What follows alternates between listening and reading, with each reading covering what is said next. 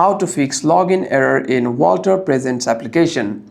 First, if you're having any kinds of problem in the application or in the website, make sure that your device is connected to a secure network.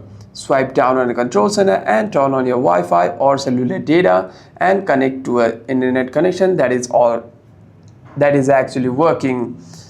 After that, you want to open your Safari, and here you want to create your new tab, and on the new tab you want to type in Walter's Present, and you want to scroll down until you see the official channel for website. Walter Presents is now under the channel for website. Simply tap on it, and here you can see Walter Presents under the channel for website. To log in into your account, simply tap on sign in, type it out your email over here, and tap on let's go to log in into your account.